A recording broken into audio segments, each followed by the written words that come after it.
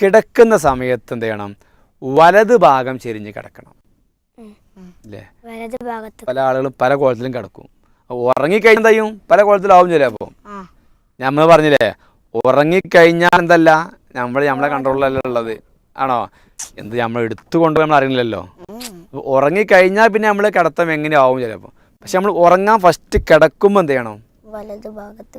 റസൂൽ കിടന്നെങ്കിലോ റസൂൽ വലത് ഭാഗത്ത് ചെരിഞ്ഞ് കൈ ഇങ്ങനെ കവിളിൽ വെച്ചിട്ട് ആണ് കിടന്നിരുന്നത്. നല്ല സുഖം ഉണ്ടാവില്ല ഉറങ്ങാൻ ഇല്ലേ?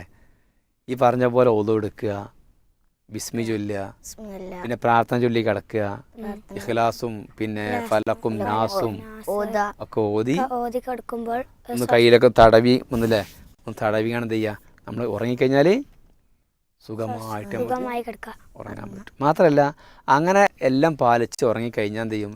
രാവിലെ നേരത്തെ എണീക്കാം. ചില കുട്ടികളും സുബൈസ്കരിക്കൂല. പിന്നെ കാരണം എന്താണ്?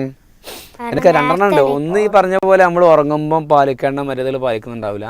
രണ്ടാമത്തത് അനാവശ്യമായിട്ട് സമയം ചെലവഴിക്കും രാത്രി അല്ലേ? എന്ത് ചെയ്ത് കണ്ടാണ്? എന്താണ്?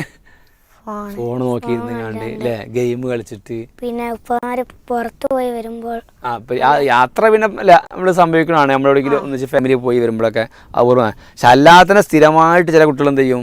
സ്ഥിരമായിട്ട് വീഡിയോസ് കാണുക അല്ലേ? ഫോൺ നോക്കിയിരിക്കുക. അങ്ങനെ വൈകി ഉറങ്ങുന്നു. അവർക്ക് എന്തെങ്കിലും കഴിയില്ല, സുബൈക്ക് എണീക്കാൻ കഴിയില്ല. സുബൈ നിസ്കാരം അവർക്ക് നഷ്ടപ്പെടും. മനസ്സിലായല്ലോ? അപ്പോൾ ഇതൊക്കെ നമ്മൾ ശ്രദ്ധിക്കേണ്ട വിഷയമാണ്.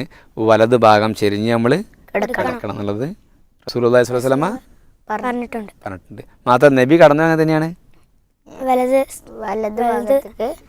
ഭാഗത്തേക്ക് ചെരിഞ്ഞിട്ടാണ് കവിളില് കൈയൊക്കെ വെച്ച് അങ്ങനെ ഉറങ്ങിയിട്ട്.